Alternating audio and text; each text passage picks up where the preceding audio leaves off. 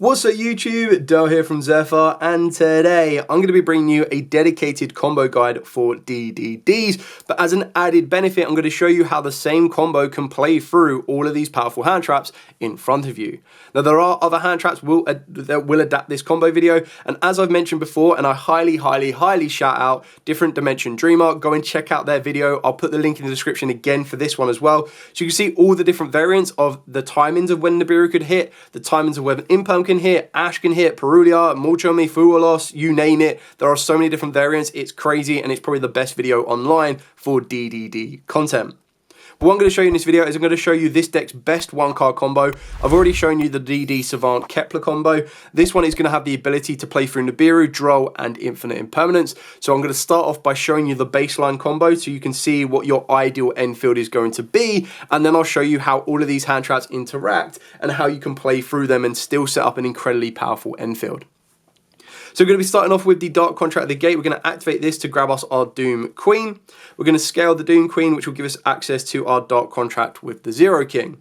Use Zero King's effect to destroy the Queen to get you access to your Count Surveyor. Count Surveyor will then allow you to add the Copernicus. Normal summon down the Copernicus, use his effect to send Lance from deck to grave, and then use Lance's effect to revive it, destroying one of your Dark Contracts. Adapt Lance's level by utilizing, obviously you have one Dark Contract on the field and one in the grave to make it a level 4. Overlay both of these and go into your Solomon. Use Solomon's effect to then grab you a Griffin, and the reason that Lance Soldier doesn't get banished is that it doesn't technically leave the field to the grave, it leaves as an overlay material, which is actually really important. Then rank up your King Solomon into the Marksman King Tel, and then use your King Tel plus your Count Surveyor to get you into your Gilgamesh. You'll then be able to go Chain Link 1, your King Tel, Chain Link 2, Gilgamesh. Gilgamesh will place both Orpheros and your Oblivion King Ragnarok, and then your King Tel will send you your Necro Slime. You'll then special summon down the Griffin from the hand.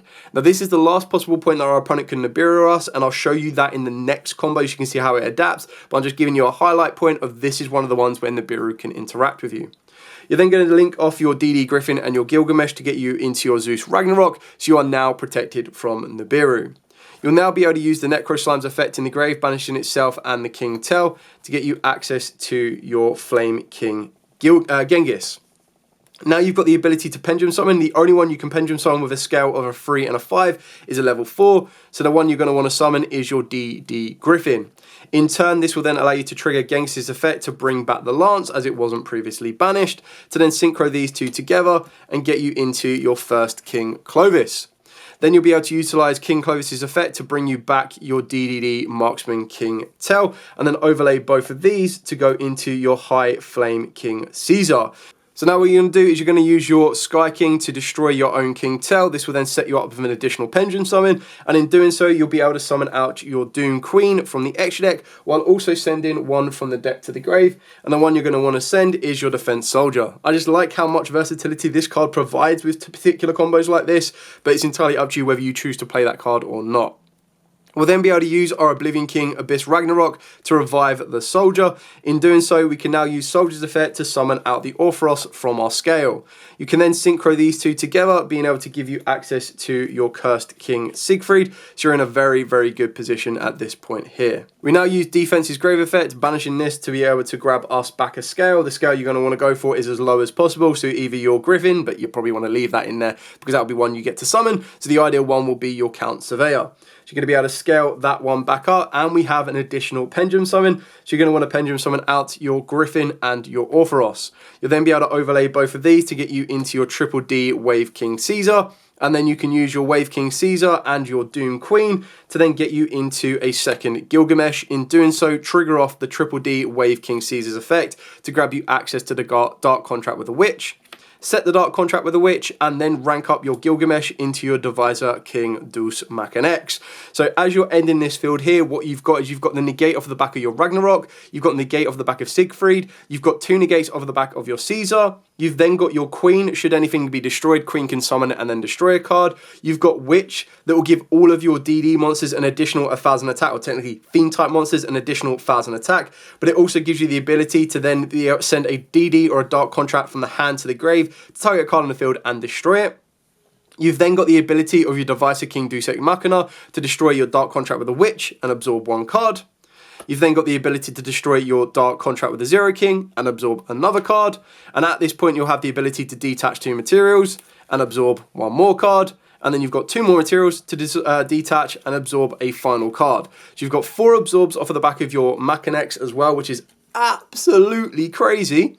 You still have 4 more cards in your hand after all of this, and it's just insane the power that this deck has. The best thing about which is it lets you play around Dark Rule no more. So if you're going to an environment that has those type of breakers in their main deck, you don't need to fear them. You actually have loads of ways to play around it and not lose to a Dark Ruler and then a field clear. So that's the max potential of this particular combo. Now what I'm going to do is I'm going to take you through Nibiru, Droll, and then Infinite Impermanence. So I'm going to be back in a second. So the first deviation of this combo is going to be Nibiru, probably one of the ones that DDDs used to fear the most, and now they really don't. So you're going to start off by your Dark Contract again. This is going to get you access to your Queen. You're going to scale the Queen, getting you access to your Dark Contract with Zero King, using this to destroy your Queen and getting you access to your Surveyor. Surveyor will then add you the Copernicus, which you will normal summon, using the effect to send your Lance from deck to grave. Then use Lance's effect to destroy your own Dark Contract and summon back the Lance. Now manipulate Lance's level again as usual, overlaying both of these into your Wise King Solomon, using Solomon's effect, detach and retail to grab you your Griffin. Then rank up the Solomon into your King Tell, and then you're going to be using King Tell plus your Count Surveyor to then go into your Gilgamesh. Go Chain Link 1 King Tell, Chain Link 2 Gilgamesh, which is then going to be able to place your Orthros and your Ragnarok, plus send a Swirl Slime. Then you're going to summon down the Griffin. Now it's at this point that this is the last possible point your opponent can Nibiru you, because the next play you're going to make is putting both of these together and going into your Ragnarok. So they know, if they are familiar with the combo or the deck itself in general, that the next play you make is going to be able to deal with that Nibiru, so they're going to go, cool, have a fat rock. So we're going to Nibiru these off. Griffin will still go to the extra deck. Gilgamesh still go to the graveyard, and we'll put Nibiru here, just to represent that we now have a Nibiru token, which is absolutely fine because we still have Necro Slime in the graveyard. So you're going to use Necro Slime's effect to banish itself and then the King Tell, get you access to your Genghis. Then you're going to be able to utilize your Oblivion King Ragnarok's effect. This will then allow you to revive one from the graveyard because a triple D was summoned. And the one you're going to want to revive is going to be your Abyss King Gilgamesh, which in turn will then allow you to trigger off your Flame King Genghis to revive you your Lance.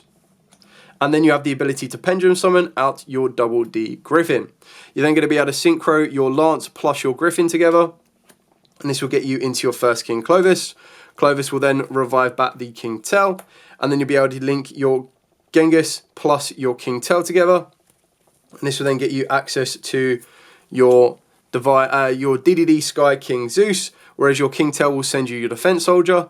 You can overlay both your level 6s to get you into your High King Caesar, and that is still not done. So we still have so much more to go, because what we'll be able to do here is you use Orthros to destroy both Oblivion King and itself, and in doing so you can trigger your Queen in the extra deck to summon itself back out. At this point here, you've now got the ability to use your Defense Soldier's effect to banish itself out. This will then allow you to grab back one of the scales, and you're going to want to go for the high scale, being your Ragnarok. Then you'll be able to use your Zeus King Ragnarok to destroy the Queen, and doing so giving you an additional Pendulum Summon. Queen's effect, when it's destroyed, will then allow you to scale it, so you've got your scales back in position. Then you're going to be able to Pendulum Summon out 2. So you're going to be able to summon out your Orthros and your Griffin. So as long as you have 2 link zones free, which you will do no matter where they put the Zeus along these 3 zones, you can bring both of these out. You can make a rank 4 if you want to, but more commonly what you'll do is you'll synchro these together, and this will get you into a Siegfried. Now the final bit you can do is now rank up your Ragnarok and go into the Divisor King, and in doing so you're trading the ability to negate in the hand to be able to then absorb twice, because you can do absorb number 1 would be destroy the Dark Contract, and then absorb number 2 will be detaching the first material you absorbed and the other one here. Not to mention that when you summoned out the Queen would have destroyed the Nibiru token, so they don't add the Nibiru itself, so that wouldn't be left on the field either, and you're still then having your opponent to face you down with 5 cards in their hand. You're still going to have 4 more cards in your hand. You've got Spell and Trap negate, you've got double absorb, and then you've got double negate that is going to lead to a summon off the back of this as well. So now let's show you what happens if you get hit with the dreaded Droll and Lotbird. Back here with the Dark Contract. So this is the only one card combo that lets you play through Droll. Depending on what else your hand is, you could be a little bit more versatile and add to the end field, but I'm just showing you all the ones that revolve around this one card. So you're going to activate your gate. This is going to get you access to your queen, and then straight away your opponent is going to Droll you. So then what you'll be able to do is still be able to activate the queen, which will allow you to place your Dark Contract with 0 king. Still use the effect to destroy the queen, and this time we're going to summon out the Copernicus. Copernicus will then send Lance from deck to the graveyard, and then you'll be able to use Lance's effect, destroying the Dark Contract, to bring itself back. In turn, you'll be able to trigger Queen's effect to summon itself back out of the extra deck, going into the extra monster zone. You're then going to want to synchro these two together with Lance being banished to get you into your first King Clovis. Then you're going to be able to use Clovis' effect to bring back the Lance Soldier. Then use Clovis plus your Doom Queen in order to get you into your Gilgamesh. This will then allow you to scale your Oblivion King Ragnarok and your Doom Queen. Then you're going to be able to Pendulum Summon out the Copernicus. And now you're going to be able to manipulate the level of Lance Soldier, making it a level 4 because you still have one Dark Contract on the field and one in the grave. Overlay both of these into your Solomon, and then you're going to rank this up into King Tell. Now, you can burn your opponent for life points if you want to with the King Tell, but we're not going to need to worry about that one as much. You're just going to link these two off, get you into your Ragnarok. Your King Tell will then send your Necro Slime. You can then use Necro Slime's effect, banish itself and the King Tell to get you access to your Triple D Flame King Genghis.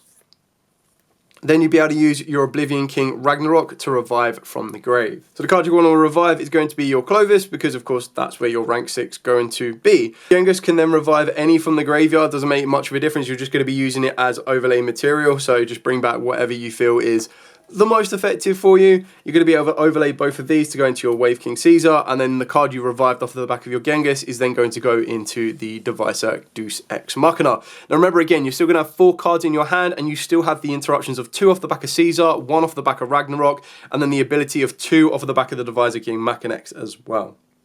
So now what we'll do is we're going to reset this, and then we'll show you what happens if your Gilgamesh gets impermed. Back with the Dark Contract the Gate for the final adapted combo. Now this is the only one that will need you to think a little step ahead and be a little bit precautious of an infinite impermanence or a negation to your Gilgamesh, and you'll see that as we go. So you start off again pretty similar. Gate, grab you Queen, Queen, grab you 0. 0 destroys the Queen, gets you access to the Surveyor again. Surveyor adds you the Copernicus, normal summon the Copernicus, send the Lance. Lance summons itself back, destroying the gate. Now this is where you adapt. So this is the time when you're going to need to bring out the Queen if you want to play around that imperm on the Gilgamesh. Now your Enfield is still going to be pretty strong, so if you're hyper cautious on an imperm, that's when you want to go for it. And honestly, if they imperm the Copernicus, you just go Gilgamesh, you still set up all your plays anyway. And then again, reminder, you still have 4 cards in the hand that can extend you that bit further. So it's not the end of the world when you're trying to make these plays like that. Going to adapt Lance's level to make it a 4, overlay both of these to the Solomon. Solomon detach to grab you your Griffin, rank it up into King Tell, and then King Tell plus your Queen gets you into your Gilgamesh. Then you'll be able to go Chain Link 1, King Tell, Chain Link 2, Gilgamesh, and then your opponent's going to go Chain Link 3, imperm, target the Gilgamesh. So from this point on, how do you adapt? Well, you still send the Necro Slime, you still use Necro Slime's effect, banish itself and Tell. This will then get you into your Flame King Genghis. Now the one thing that we're missing is we need to trigger the Genghis, and that's where the Griffin comes into play. So you special summon down the Griffin, trigger off the Genghis. This will then allow you to revive the Lance, and then you're going to use your Griffin plus your Lance, and this is then going to get you into your Clovis. Then you're going to be able to use Clovis' effect to bring you back your King Tell, and you're going to overlay both of these to go into your High Wave King Caesar. Then what you'll do is you can use your King Tell and your Gilgamesh, or you can use the Count Surveyor. It doesn't make much of a difference. The biggest difference is your Count Surveyor will end up back in the extra deck if you do it the other way around. So if we do it the safest way, you'll put both of these together. This will then get you access to your Zeus Ragnarok, and then you rank up your King Tell into your Deus Machina, still with the ability for 2 absorbs, and then the ability of negation of the Ragnarok, and of course the 2 negates off of the back of the Caesar. And this is if they hit you with an imperm at probably the weakest point of your entire deck, or like the point where an imperm will do the most damage, and you're still ending on this. Like, it's unbelievably crazy what this deck can do. So that's it for all of the combo variants. I've shown you what the gate can do on its own. It's probably the strongest one card combo this entire deck has. I've shown you how this deck can then, with that combo, deal with Nibiru's or play through Nibiru, Droll, and of course Infinite Impermanence. There are loads of different variations. Like I said, I try to avoid to push you towards a different Dimension Dreamer. Like, their videos are insane. If you want to play different variants of the deck as well, they'll also show you the ways that that can adapt. So something you want to be looking into just to give you a little bit more versatility. But I thought a abbreviated video like this to show you those type of points is something that a lot of people have asked for. They want to see when combos are interacted with, when you can adapt. And it's one of these ones that you're only going to really learn most on the actual duel. Like, if you're actually dueling with this deck, you'll learn to adapt it the best you possibly can and go from there. Anyway, thank you so much for watching. Don't forget to like, comment, subscribe, share. Till next time, as absolutely always, stay safe and, of course, happy dueling.